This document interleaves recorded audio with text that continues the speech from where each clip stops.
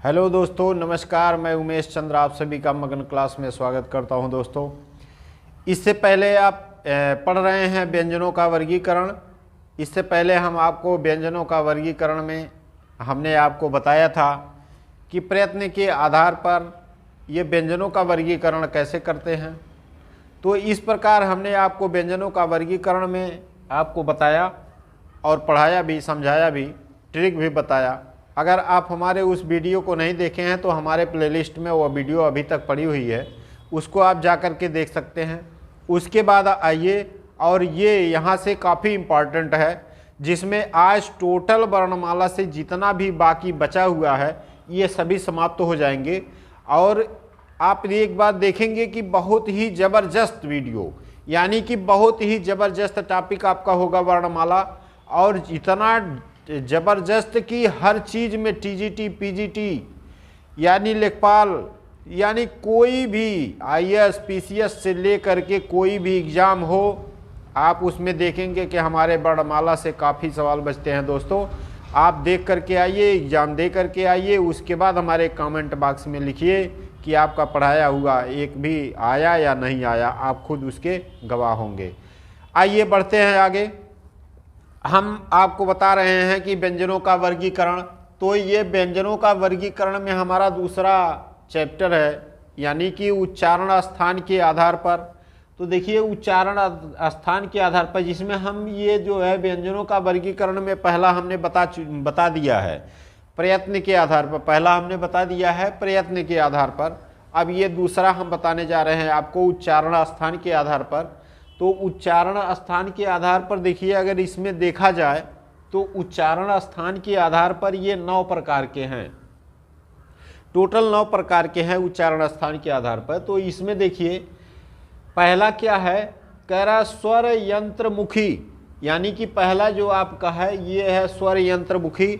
अब इसमें पहला स्वर यंत्रमुखी में कौन कौन से वर्ण आते हैं इसके बारे में आप देख लीजिए। तो स्वर यंत्रमुखी के अंतर्गत है और स आता है। दोस्तों, है और स ये मात्र 2 ऐसे वर्ण हैं जो स्वर यंत्रमुखी के अंतर्गत आते हैं।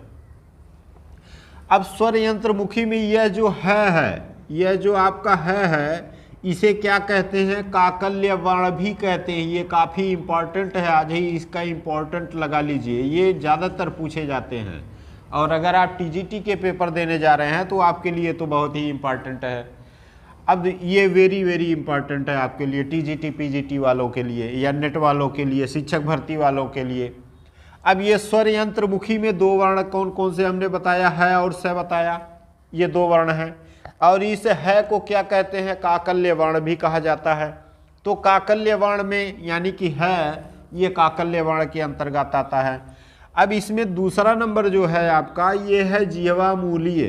तो जिह्वा मूलीय में मात्र 2 वर्ण आते हैं, क और ख आते हैं। तो जिह्वा मूलीय में देखिए, क और ख ये 2 वर्ण आते हैं जिह्वा मूलीय के अंतर्गत। अब आगे बढ़ते हैं, तीसरे नंबर पे आता है कंठ। कंठ वर्ण कौन होते हैं जो व्यंजनों में आते हैं, यानी व्यंजनों के वर्गीकरण में कंठ आता है। तो कंठ जो होता है, यानी कि ऐसे उच्चारण स्थान जो कंठ के माध्यम से बोले जाते हैं, ऐसे वर्ण। तो इसके बारे में हम आपको पहले ही बता चुके हैं। आज हमको ये कंठ, तालव्य, मूर्धा के बारे में नहीं बताना है, हम मात्र वर्ण पे आते हैं, वर्ण पे चर्चा करते हैं। और इस वर्ण में आप देखते हैं कि कंठ वर्ण में कौन सा आता है, जिसको आप क वर्ग कहते हैं। तो क वर्ग में सभी अक्षर, यानी कि क, ख, ग, घ, अंग, इसके अलावा आपका है भी इसी कंठ वर्ण में ही आता है। अब आगे बढ़ते हैं, ये कंठ वर्ण में मान लेते हैं हम, या इतना ना लिख करके हम केवल क वर्ग भी लिख सकते हैं। यानी कि क वर्ग का मतलब ये है कि क वर्ग के अंतर्गत जितने भी अक्षर आते हैं, ये 5 अक्षर, ये क वर्ग के अंतर्गत आते हैं। इसके अलावा क वर्ग यानी कंठ में हमारा है भी आता है, तो है भी हमारा कंठ वर्ण आता है, कंठ वर्ण में आते हैं। तो अक्सर ये है के बारे में पूछा जाता है, तो इसको भी आप निशान लगा लीजिए कि है को अक्सर पूछे जाते हैं, ये कहाँ से उच्चारण स्थान है इसका, तो इसका उच्चारण स्थान कंठ का है। अब आगे बढ़ते हैं, तालव्य पर आते हैं। ये चौथे नंबर का तालव्य है। तालव्य वर्ण कौन से होते हैं, यानी कि च वर्ग। तो च वर्ग में कौन कौन से अक्षर आते हैं? च, छ, ज, झ, इया, ये सभी ये जो है तालव्य के यानी कि च वर्ग के अंतर्गत आते हैं। इसके अलावा इसमें य और स, य और ये तालव्य स ये भी आता है, यानी कि इसको आप बड़ा स पढ़ सकते हैं अभी, क्योंकि आप तालव्य के बारे में नहीं जान रहे हैं तो बड़ा स कह सकते हैं। तो ये तालव्य के अंतर्गत आता है, य और स। तो अब यहाँ पे ये जो हो गया दोनों यानी कि तालव्य के अंतर्गत आ गए। अब यहाँ पर ये जो आपका पांचवा आता है मूर्धन्य, तो मूर्धन्य के बारे में देखिए, यहाँ तक हो गया आपका जीवा मूली हो गया और कंठ हो गया। अब इसके बाद तालव्य हो गया। इसके बाद देखिए मूर्धन्य, मूर्धन्य में क्या आता है? ट वर्ग। तो ट वर्ग में आपका ट, ठ, ड, ढ, अड़ ये सभी वर्ग आएंगे, यानी कि ये सभी वर्ण आएंगे। इसके अलावा मूर्धन्य से, कुछ लोग इसे मूर्धन्य से या मूर्धन्य ये मूर्धा से या इस यानी कि और ये सभी वर्ण, ये कितने वर्ण हो गए? 5, 2, 7, यानी कि 7 वर्ण जो ऐसे हैं जो मूर्धन्य के अंतर्गत यानी कि मूर्धा से बोले जाते हैं। अब ये मूर्धा से हो गए, यानी कि यहाँ तक आप मूर्धन्य को क्या कहेंगे? ट वर्ग कह दीजिए प्लस मूर्धन्य से और र, तो ये मूर्धा से बोले जाने वाले वर्ण हैं।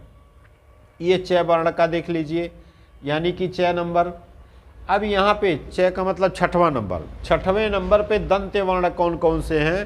तो दंत्य वर्ण में जो भी तय वर्ग के हैं, तय वर्ग के वर्ण हैं, जैसे त, थ, द, ध, न, अब ये तय वर्ग के हैं। तो ये पांचों वर्ग यानी पांचों जो वर्ण हैं ये तय वर्ग के अंतर्गत आते हैं।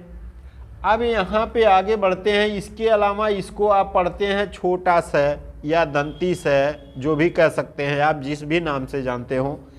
तो ये छोटा स कह लीजिए। इसके अलावा इसमें ल भी होता है, ल, ये ल अक्सर पूछे जाते हैं। देखिए यहाँ पे जितना भी इधर हम बता रहे हैं, यहाँ पे ये इतने चीज़ें इम्पॉर्टेंट है आपका, इसको आज ही आप इम्पॉर्टेंट लगा दीजिए, अक्सर इसी में से पूछे जाते हैं। तो ये आपका जो है 6, 1, 7, 7 वर्ण ऐसे हैं जो काफ़ी इम्पॉर्टेंट हैं। 7 वर्ण ऐसे हैं जो काफ़ी इम्पॉर्टेंट हैं।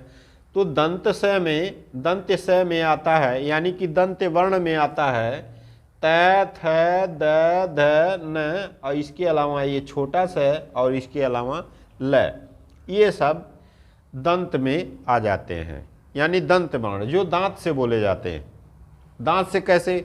जैसे कह दीजिए त, यानी कि जो आपकी जीवा है वो दांत से टकरा करके उच्चारण निकालती है, तो जो दांत से टकरा करके निकलते हैं इसलिए इसको दंत कहते हैं, दंत वर्ण।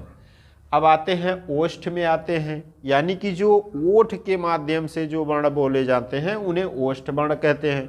ये सब हम बता चुके हैं अपने पुराने वीडियो में, इसलिए इसको हम ज़्यादा जोर नहीं दे रहे हैं। अब आते हैं ओष्ठ क्या है? तो ओष्ठ से यानी कि प वर्ग में जितने भी वर्ण आते हैं, जैसे प, फ, ब, भ, म, ये सभी, ये जितने भी वर्ण हैं ये सभी वर्ण किस में बोले जाते हैं? ओष्ठ में बोले जाते हैं। यानी कि ये सभी वर्ण किस में बोले जाते हैं? ओष्ठ में बोले जाते हैं। अब इसके बाद देखिए दंत्य ओष्ठ, दंत्य ओष्ठ में कौन कौन से वर्ण आते हैं? तो दंत्य ओष्ठ में आता है मात्र वह वर्ण और फ। ये फ कौन सा? ये फ, प, फ, ब, भ वाले में नहीं तो वो तो चला जाएगा आपका इसमें ओष्ठ में, ओष्ठ में प, फ। लेकिन ये जो आगत वर्ण हैं, जो आगत वर्ण हैं, ये आगत वर्ण का फ इसी में आता है, दंत ओष्ठ में। इसके अलावा ये जो व है ये अक्सर आपका काफ़ी इम्पॉर्टेंट है, इसको भी आज ही आप इम्पॉर्टेंट लगा लीजिए कि ये वेरी वेरी इम्पॉर्टेंट है। इम्पॉर्टेंट क्यों है? क्योंकि ये बोला जाता है या पूछ लिया जाता है कि ऐसे वर्ण का नाम बताओ जो 2 उच्चारण स्थान से बोले जाते हों। तो 2 उच्चारण स्थान इसमें देखिए दंत ओष्ठ, यानी कि दांत के माध्यम से और ओष्ठ के माध्यम से ये ऐसे वर्ण है, वह एक ऐसा वर्ण है जो दंत और ओष्ठ के माध्यम से बोला जा रहा है, इसलिए इसको कहते हैं वह। बोल करके देखिए वह, यानी कि ये आ गया दंत ओष्ठ, यानी दांत और ओष्ठ से बोले जाने वाले वर्ण, ये कौन सा है, वह वर्ण है। अब देखिए, अब तक तो आप इतना आप पढ़े हैं, हर इंस्टीट्यूट या हर बुक में आप इतना ज़रूर पढ़ते हैं, लेकिन यह आप अभी मेरे ख्याल से अभी नहीं पढ़े होंगे, इसको ज़रा ध्यान दीजिएगा। ये वर्षज यानी वह आधा तय और ऊपर रह से जय, यानी वर्षज पढ़ते हैं। और ये वर्षज क्या है, ये वर्ष जो है दंत से और मसूड़े से, यानी कि दंत और मसूड़ा ये दोनों मिलाकर के ये बोले जाते हैं। ऐसे वर्ण को क्या कहते हैं, वर्षज कहते हैं। ऐसे वर्ण क्या कहलाते हैं, वर्षज कहलाते हैं। तो वर्षज में क्या क्या है, दंत और मसूड़ा, तो ऐसा बोल दिया जाता है। एक बार क्वेश्चन आया भी था कि दंत और मसूड़ा से बोले जाने वाले वर्ण को क्या कहते हैं, तो इसको वर्षज कहते हैं। आप अगर नहीं जानते हैं तो इसको नोट करके रखिए, क्योंकि ये काफ़ी इंपॉर्टेंट है। अब ये वर्षज क्या है, दंत और मसूड़ा से बोले जाने वाले वर्ण। तो कौन से वर्ण हैं, तो यहाँ देखिए ये 3 वर्ण ऐसे हैं जो सभी बुक में मिल जाते हैं। तो 3 वर्ण में सभी बुक में कौन कौन से मिल जाते हैं, जैसे न, र, ल, यानी कि ये 3 वर्ण ऐसे हैं जो सभी बुक में मिल जाते हैं। और ये स और ज, ये कोई किताब लिख देता है कि स और ज भी इसमें है, तो इसीलिए हम दोनों को मिला करके लिख दिए हैं न, र, ल, स, ज। तो इसको आप पढ़ सकते हैं न, र, ल, स, ज। यानी कि 5 वर्ण ऐसे हैं जो वर्षज के अंतर्गत आते हैं, दंत और मसूड़ा के अंतर्गत आते हैं। तो अब पुनः आप एक बार देख लीजिए, हमने व्यंजनों के वर्गीकरण में ये दूसरा टॉपिक हमने लिया है कि उच्चारण स्थान के आधार पर ये 9 प्रकार के हैं।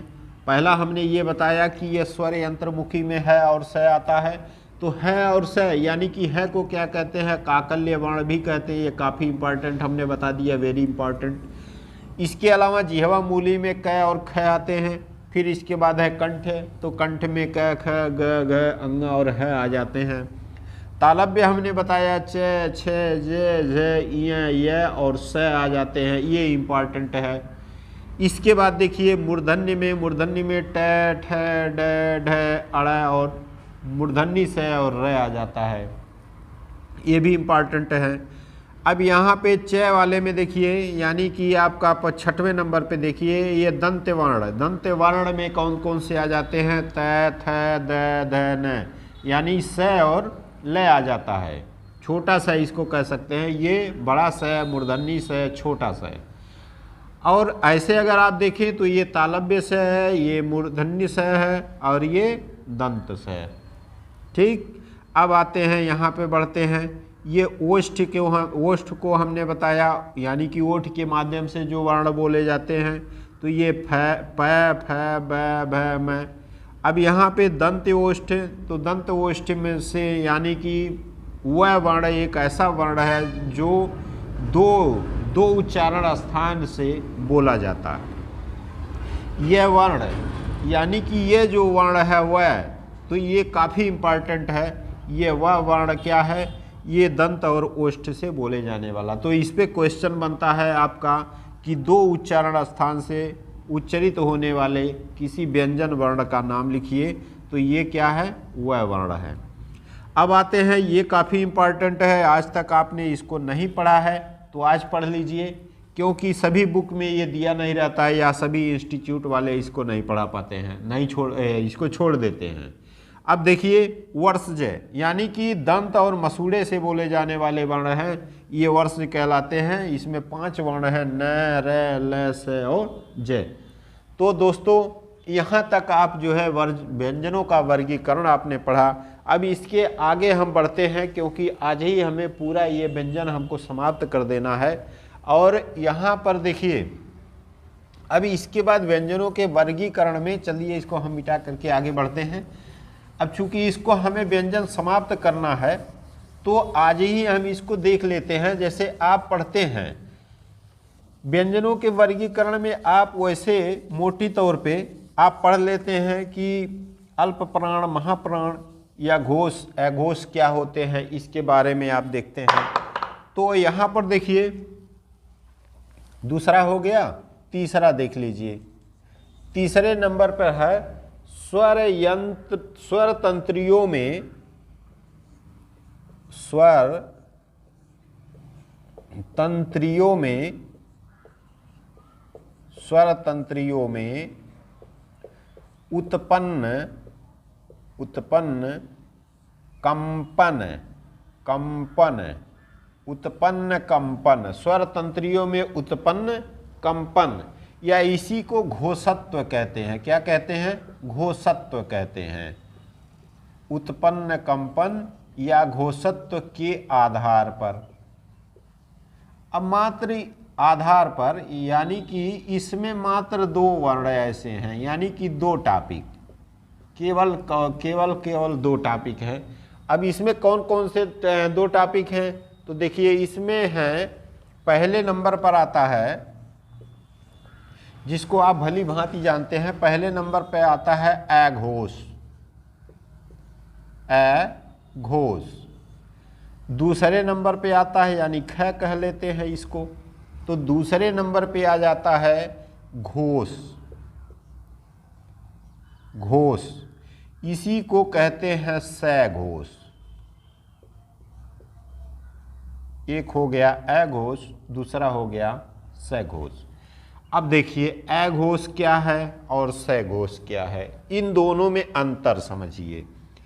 अघोष, अघोष का मतलब आप जानते हैं कि जब इसमें, देखिए ट्रिक हम बता देते हैं, जब इसमें अ लग गया तो अ लग गया, इसका मतलब ये पहली अक्षर से चालू होता है, और इसमें अ तो है नहीं, इसलिए ये क्या करेंगे, यहाँ पर आपका ये तीसरे नंबर से चालू होगा। यानी कि जितने भी पहले और दूसरे वर्ण होंगे, पहले और दूसरे वर्ण का मतलब जानते हैं, जैसे क, ख, और इसके बाद च, छ, ट, ठ, ठीक है, उसके बाद त, थ और प, फ, ये सभी कौन है?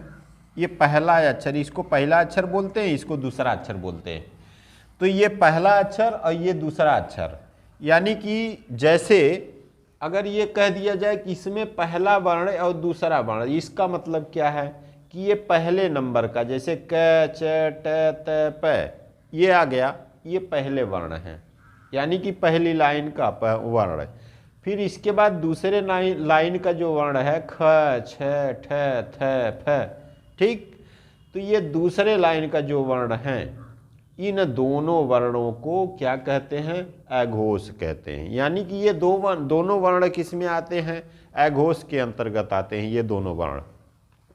इसके अलावा देखिए अघोष के अंतर्गत ये पहले और दूसरे दोनों वर्ण आ गए।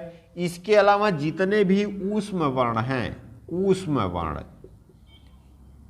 वर्ण जो हैं ये किस में आ जाते हैं? अघोष में आ जाते हैं। तो ऊष्म वर्ण कौन कौन से होते हैं देख लीजिए भैया। ऊष्म वर्ण कौन कौन से होते हैं? बड़ा स, छोटा स, मूर्धन्य, बड़ा स, मूर्धन्य स और छोटा स, ये 3 स होते हैं। इसके अलावा ये 3 स के अलावा आपका है भी होता है इसी में, ऊष्म वाले में। तो ये 4 वर्ण हो गए। इसमें 4 वर्ण, यानी कि इसमें ऊष्म वर्ण अगर नाम लिया जाए तो आप जान जाएंगे कि यह 4 वर्ण कौन से हैं। इसको पहले हम बता चुके हैं, इसलिए इस पे ज़्यादा हम फोकस नहीं कर रहे हैं। इसको हम पहले भी बता चुके हैं कि ये ऊष्म वर्ण होते हैं। तो ऊष्म वर्ण का मतलब आप समझ चुके होंगे कि ऊष्म वर्ण में कौन कौन से वर्ण, ये जो 4 वर्ण हैं ये ऊष्म वर्ण के अंतर्गत आते हैं। और पहला और दूसरा, ये पहला और दूसरा यानी कि क, च, ट, त, प, ये पहले वर्ण हो गए, और ख, छ, ठ, थ, फ ये दूसरे वर्ण हो गए। यानी कि पहले वर्ण, दूसरे वर्ण प्लस ऊष्म वर्ण, ये सब किस में आएंगे? तो ये सब आ जाते हैं अघोष के अंतर्गत। बात आई समझ में? अब आगे बढ़ते हैं घोष और सघोष। ये दोनों बातें एक ही होती हैं, घोष और सघोष। तो घोष और स घोष में देखिए अब यहाँ पर जो वर्ण बचते हैं, जैसे क ख ग आएगा, घ आएगा, अंग आएगा, यहाँ पे च छ ज आएगा, ज झ इए आ जाएगा, यहाँ पे ट ठ ड आ जाएगा, ढ आ जाएगा, अड़ आ जाएगा, यहाँ पे त थ को छोड़ करके त थ द और ध आ जाएगा। चलिए यहाँ लिख देते हैं द ध न, और यहाँ पे देखिए प फ ब भ और म आ जाएगा। यानी कि ये तीसरे नंबर के वर्ण, ये चौथे नंबर के वर्ण और ये पाँचवें नंबर के वर्ण। यानी कि आप यहाँ पे लिख सकते हैं कि ये तीसरे नंबर के वर्ण जो हैं, चौथे नंबर के वर्ण जो हैं, पाँचवें नंबर के वर्ण जो हैं, ये सभी वर्ण किस में आते हैं? घोष और स घोष में आते हैं। तो ये हो गया 3 4 5, ऐसे ट्रिक बना सकते हैं 3 4 5। ठीक, ये 3 4 5 तो आपको याद रहेगा। अब यहाँ पे 3 4 5 यानी कि बात ये समझ गए 3 4 5 का मतलब, यानी कि ग ज ड द ब, और ये चौथे नंबर के क्या है? घ झ ढ ध भ, और पाँचवें अंग ये ड़ न म, ये पाँचवें नंबर के हो गए। तो इसी को कहते हैं, यानी कि 3 4 5 ये किस में आ जाते हैं? 3 4 5 ही जाते हैं, घोष और स घोष के अंतर्गत आ जाते हैं। अब आगे बढ़ते हैं। आगे बढ़ने से पहले आप ये जानिए, देखिए इसमें ट्रिक क्या है। ट्रिक ये है कि जैसे यहाँ पे ए लगा है तो ए का मतलब पहला अक्षर होता है, तो पहले अक्षर यानी कि यहाँ भी पहला अक्षर है, तो पहला और दूसरा मिला करके ए घोष में आ गया। इसके बाद घोष और स घोष। अब घोष और स घोष दोनों बातें एक ही हैं, तो कभी कभी स घोष का नाम लिया जाता है, कभी कभी घोष का नाम लिया जाता है। तो यहाँ पे 3 और 4 5 ये आ जाते हैं घोष और स घोष के अंतर्गत। इसके अलावा देखिए जितने भी अंतस्थ वर्ण हैं, अंतस्थ वर्ण, अंतस्थ वर्ण कौन कौन से हैं? अंतस्थ वर्ण, रुकिए मिटा देते हैं। अंतस्थ वर्ण के अंतर्गत कौन से हैं? ये गलत लिख रहे थे हम। अंतस्थ, अंतस्थ वर्ण कौन कौन से हैं? तो यहाँ पे अंतस्थ वर्ण यानी कि य, व, र, य व र, और इसके अलावा ल भी इसी में अंतस्थ के अंतर्गत आता है। ये वर्ण हो गए अंतस्थ वर्ण। बात आई समझ में? अब ये चारों वर्ण अंतस्थ के अंतर्गत आ जाते हैं। इसके अलावा भी देख लीजिए और क्या क्या आता है, तो और यहाँ पे लिख देते हैं इसी में, इसी के अंतर्गत और क्या क्या आ जाते हैं। ये तो हो गया 3 4 5 और प्लस अंतस्थ वर्ण आ गया, और प्लस इसी में जितने भी स्वर होते हैं, यानी कि सभी स्वर, सभी स्वर, जितने भी सभी स्वर होते हैं, ये सभी किस में आ जाते हैं? घोष के अंतर्गत आ जाते हैं। बात आई समझ में? अब आप इसको नोट कर लीजिए। अब इसको याद कैसे करेंगे? तो देखिए अघोष का मतलब पहले अक्षर से चालू हुआ, इसलिए पहला और दूसरा वर्ण इसमें आ जाता है। तो पहले और दूसरे वर्ण का मतलब आपने समझ लिया है कि पहला और दूसरी लाइन के जितने भी वर्ण हैं ये इसमें आ गए। उसके अलावा ऊष्म वर्ण, तो ऊष्म वर्ण ये जो हमने बताया, ये चारों वर्ण ऊष्म वर्ण के अंतर्गत आ गए। इसके बाद आता है घोष और स घोष। घोष, घोष का मतलब होता है, ये आप अपनी भाषा में कह सकते हैं घोष मतलब कि इसमें सभी लोग घुसे रहते हैं। स घोष मतलब स माने सभी कह लीजिए, घोष माने घुसे रहते हैं, यानी कि जिसमें सभी लोग घुसे रहते हैं उसको क्या कहते हैं? घोष या स घोष कहते हैं। तो सभी लोग घुसे किस में रहते हैं? यानी सभी स्वर, सभी लोग मतलब सभी स्वर। तो सभी स्वर किस में घुस जाते हैं? ये घोष और स घोष वाले में, ये सभी स्वर घुस जाते हैं। तो यहाँ पे 3 4 5 और अंतस्थ वर्ण, ये अंतस्थ वर्ण ये व र ल हो गया। तो यहाँ पे अंतस्थ वर्ण और प्लस जितने भी स्वर हैं ये सभी जिसमें आते हैं उसी को क्या कहते हैं? ये घोष और सघोष भी कहते हैं। इसके बाद आता है, इसमें देखिए ड़ और ढ भी आ जाते हैं। तो ड़ और ढ भी आ जाते हैं, यानी कि ये भी वर्ण आपका कौन सा आ जाता है, इसके अंतर्गत आ जाता है, यानी कि अंतस्थ वर्ण के अंतर्गत आ जाता है। अब यहाँ पर आप भली भांत समझ गए होंगे अघोष और सघोष को क्या कहते हैं। अघोष यानी कि पहली दूसरी वर्ण उसमें बढ़ा जाता है। घोष और सघोष के अंतर्गत 3, 4, 5 और सभी स्वर आ जाते हैं। अब यहाँ पर आप अंतस्थ वर्ण के बारे में भी जान गए हैं, सभी स्वर के बारे में भी जान गए हैं। अब आगे बढ़ते हैं, अगला टॉपिक आपका क्या है, तो अगला टॉपिक देख लीजिए।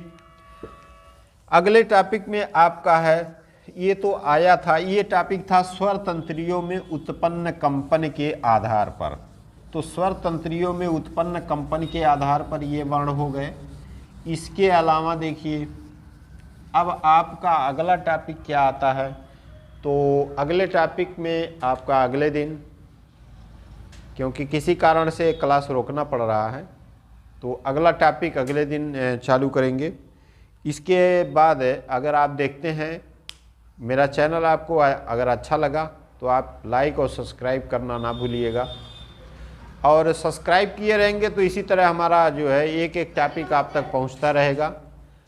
और ये बहुत ही इम्पॉर्टेंट है, जो आपकी एग्ज़ाम के लिए बहुत ही लाभप्रद है, इसलिए आप इस चैनल को सब्सक्राइब कर लीजिए और बाकी देखते रहिएगा। धन्यवाद, नमस्कार, जय हिंद।